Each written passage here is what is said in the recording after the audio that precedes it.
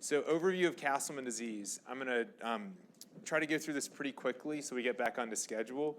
But basically, I talked earlier about how in Castleman disease, the immune system gets hyperactivated and causes lots of problems. And so I'm going to just kind of take it back a step and just talk about what the immune system does. So in every one of us, whether you're a healthy loved one or you have Castleman disease, all of us have an immune system. And we've got different types of immune cells in our immune system. There's T cells, and there's B cells, there's NK cells. There's all these different types of cells that all have different functions. And the job of the immune system is to be in a watchful waiting mode to see, is there a virus or is there cancer? Is there something I need to attack? So it's always in an off setting until it sees a virus or if it sees a cancer cell. And then the immune system turns itself on, and it starts telling other immune cells, we've got something to fight. We need to get activated. So you go from being a dormant immune cell that's just in an inactivated state to all of a sudden becoming an activated immune cell. And the idea is that those activated cells start multiplying. And in Castleman's patients, that's why our lymph nodes get bigger, because those immune cells are proliferating, they're multiplying. And they start releasing things. You've heard interleukin 6. Interleukin 6 is one of many cytokines. Cytokines are some of the weapons the immune system uses. So when they see they've got cancer to fight or they see they've got a virus to fight, they start releasing these cytokines and immune factors to kill the virus, to kill the cancer cell. And in a healthy immune system, once the cancer cells or the virus has been removed, then the immune system goes back into that inactive state. It turns itself off.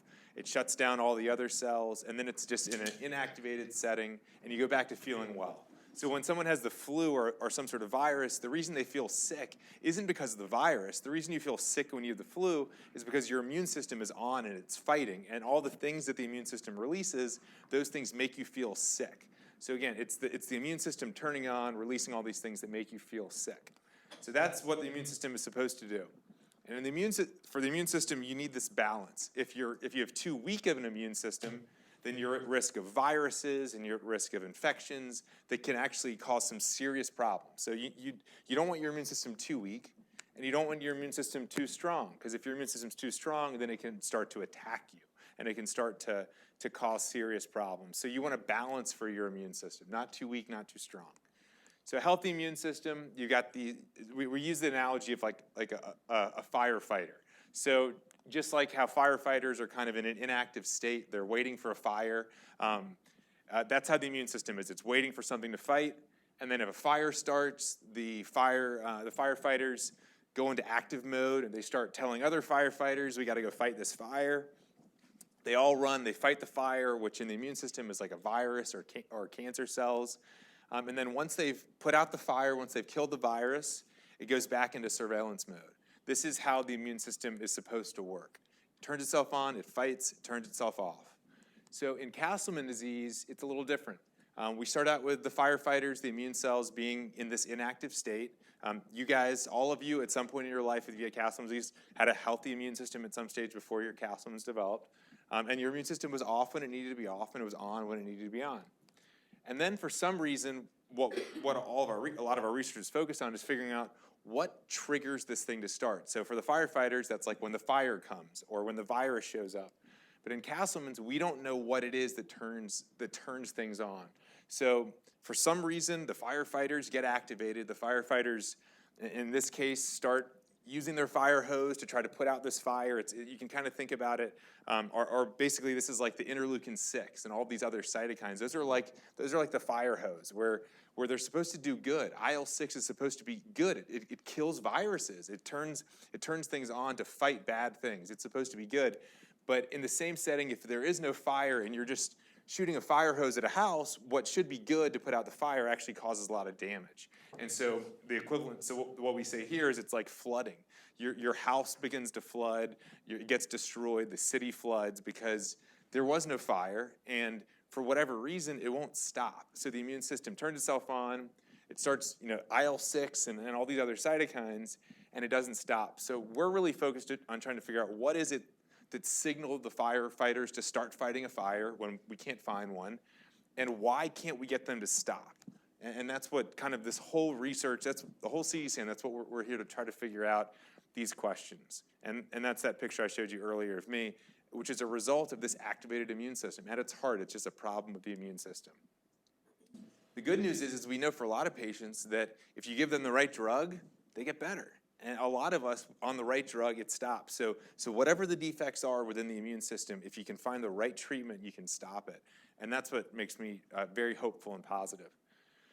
As you know, Castleman disease comes in really three main subtypes. As I mentioned before, there's unicentric Castleman disease, where patients typically have one enlarged lymph node or lymph nodes enlarged in one region.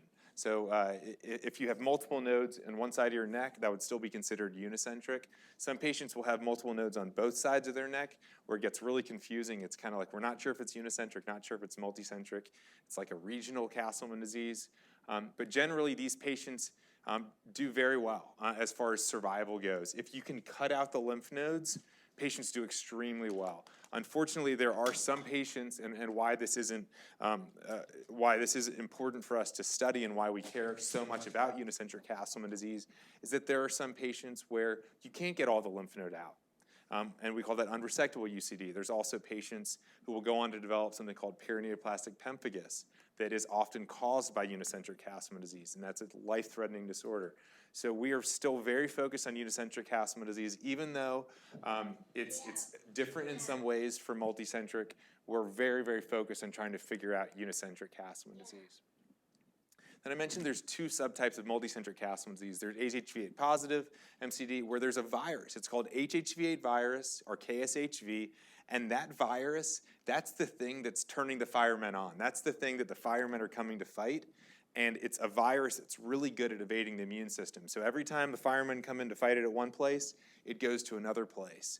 And when that happens, the immune system just keeps trying to fight and fight and fight and fight, and in doing so, in trying to kill that virus, HHV8, it floods the body. It attacks all the organs. And so we understand HHV8 positive MCD pretty well because back in 1994, the HHV8 virus was discovered and it was found to be connected to HHV8 associated MCD. So there have been about 20 years worth of research into HHV8. So this subtype of Castleman's HHV8 positive MCD is actually pretty well controlled with treatment with a drug called rituximab. And a lot of that has to do with the fact that we understand why the immune system's gone crazy. Now, the HHV8 negative group, what we call idiopathic multicentric Castleman disease, that's the group where we know the least about because we got the firefighters that are in active mode, but we don't know why they're active. And it'll be a lot easier for us to figure out how to turn it off if we can figure out why they're active in the first place. So most of our research with the CDCN focuses on UCD and on HHV8 negative multicentric Castleman disease because, as I mentioned before, HHV8 positive MCD has been pretty well characterized because we understand this virus. But of course, we are the Castleman Disease Collaborative Network, so we include everyone and we want to support everyone. But these are the two subtypes that we focus most of our research on. So when you think about research in relation to this framework that I showed, you can think about this first question, which is our most important question for Castleman's: what is the trigger? You can think about that as what started the fire? Why, what was it that triggered the firefighters to go into duty? So what's the trigger? The next question is which immune cell type is responsible? So before I mentioned there's a bunch of different types of immune cells that all do different kinds of things. It's kind of like the military. You've got the Air Force, you've got the Navy, you've got the Army. They all have particular things that they're really good at. Same thing with the immune system.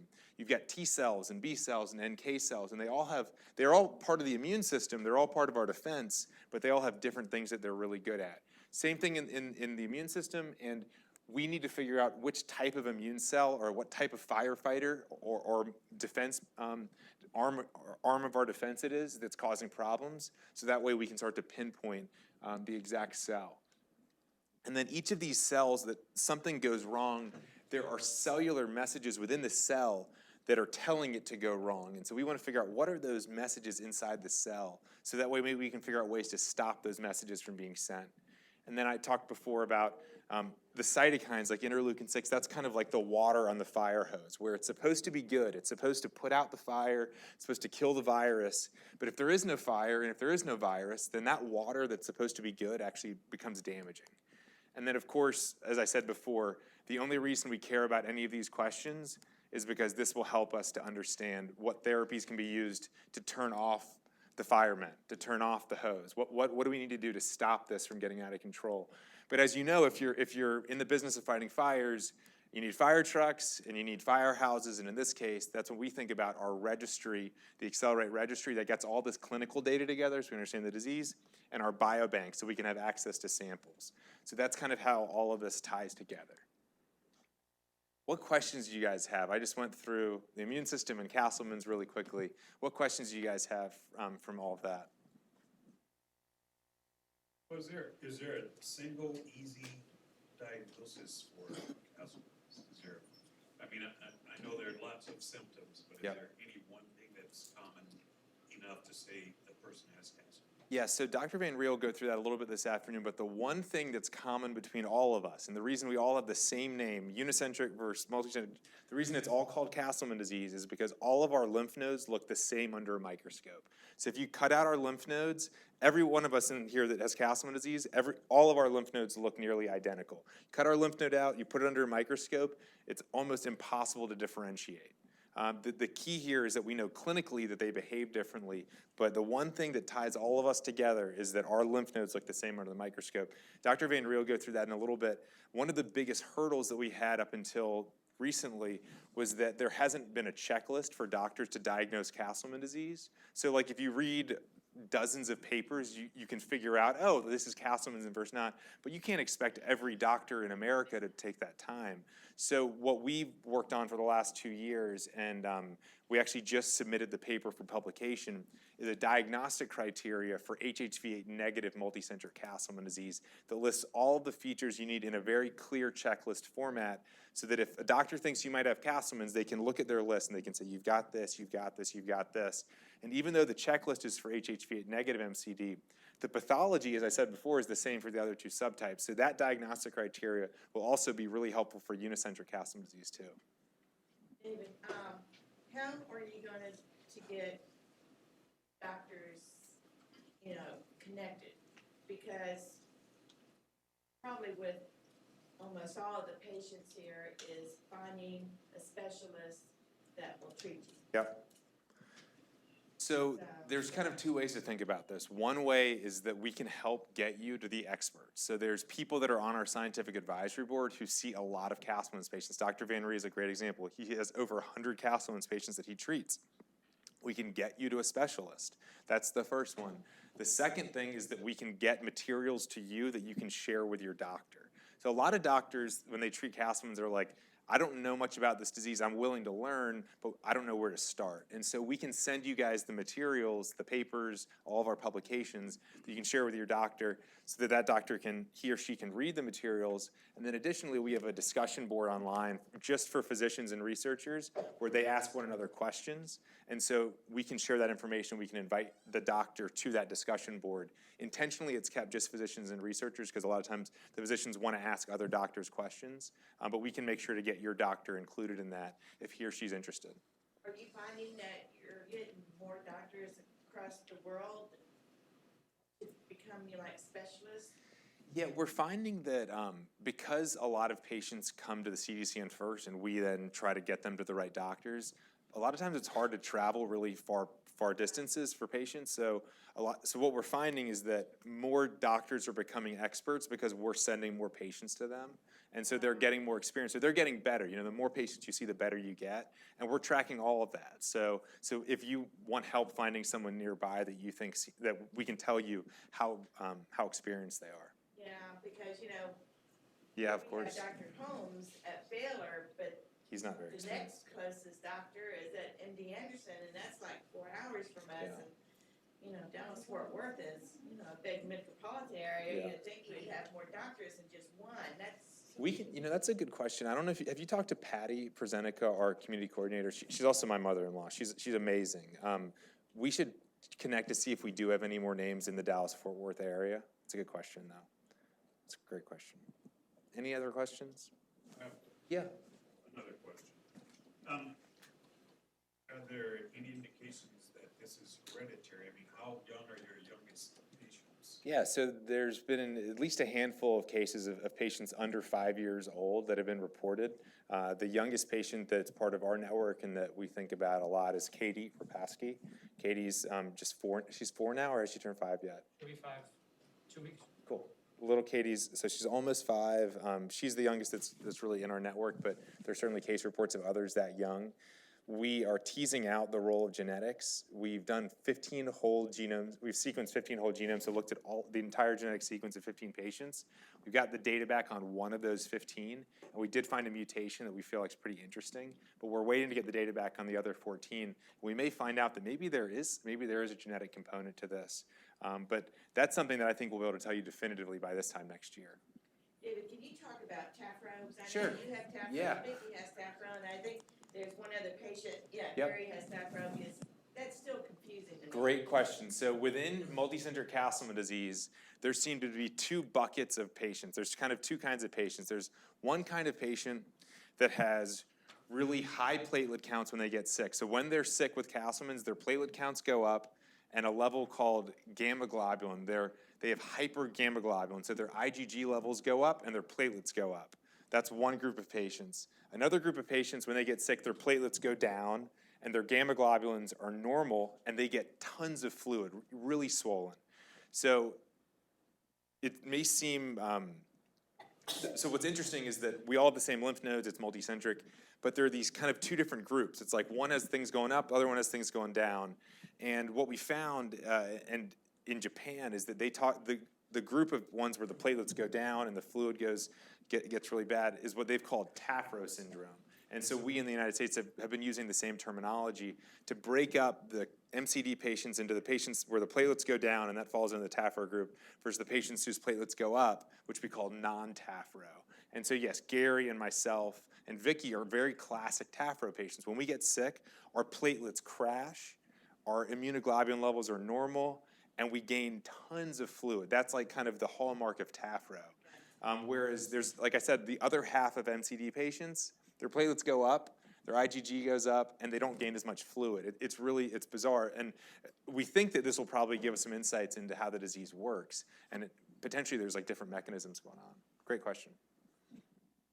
You may not be able to tell yet until you get all the genetic testing back, but I was just curious, like, if you guys know it all yet, if you pass it down to a child, or if you pass it down to the child's child or whatever, will they probably get what it is that you had as far as like unicentric, multicentric, or will all of them be open? It's a great question. So we do know, just from this last study that we did where we got the 15 patients, 4 out of those 15 patients have someone in their family with Castleman disease, which was a pretty new finding because no one had ever written that in a medical journal, that patients with Castleman's could have family members with Castleman disease.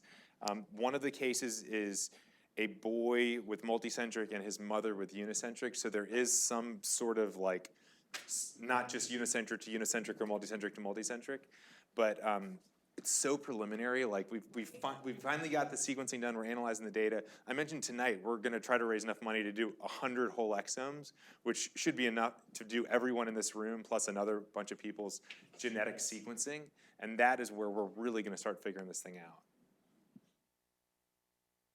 When you do the genetic sequencing, is it helpful for siblings to donate? Yeah, that's a great question. Yeah, so it's incredibly helpful when we have a patient where we find a mutation to be able to look at their siblings to see, because so siblings are the closest genetic matches you're going to find to any person, even more than your parents, right? Because you share both of the same parents. So your siblings are going to be very genetically similar to you. And so if we find a mutation and we say, we think this is causing Castleman's in you, it's really good to look at the sibling and say, does that sibling have the same mutation? Because if they do, and they're healthy, you say, wait a minute, well, maybe we're wrong. Maybe that mutation doesn't actually cause Castleman's because the sibling doesn't have Castleman disease. So it's really important to be able to get DNA. In this first round, we're not planning to do whole exomes because it's so expensive to do each exome. And an exome is the key part of the genome. So it's because it's so expensive to sequence, we're not going to sequence siblings on every Castleman's patient. We're going to just go for the Castleman's patients. But once we start finding things that we think might be the genes that are causing Castleman's, then we'll want to get sibling samples so we can start trying to tease it out even further. So how about a different mutation? Yeah. Like, maybe that would come from the parent, because 3, right? Yeah. Lynch syndrome. Yeah. That's right. So yes, we've got 22,000 genes, and all of us have sequences that are not perfect. Every one of us has what you could either call a mutation or a variant. That's what makes us different. But it's also what makes some of us have diseases and others not. So it's possible that there could be like multiple genetic mutations that cause it in some of us, and it's possible that your mutation could have some impact on your daughters. But in general, about 99% of mutations that any individual will have, they would have inherited from one of their parents. You can sometimes acquire a mutation at the time of development, but that's really, really rare. So if Vicky has something, she likely would have got it from one of her parents. Any other questions? Because I'm an identical twin, and Really? we do things all our lives, and I've been fascinated at this show.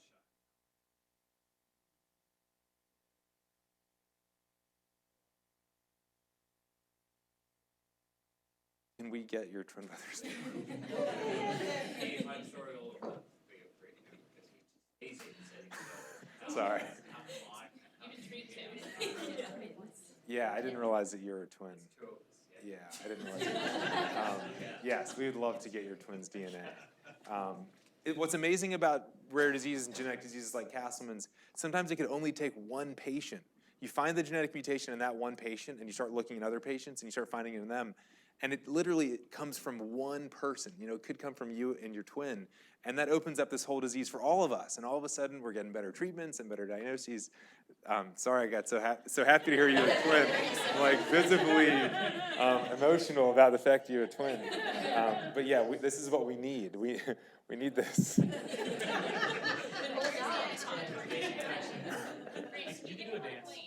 You know I want to right now. Cool. Any other questions about this stuff? Yeah. Do you know why Castleman is associated with Fajgenbaum syndrome? Yes. Do we know why it is?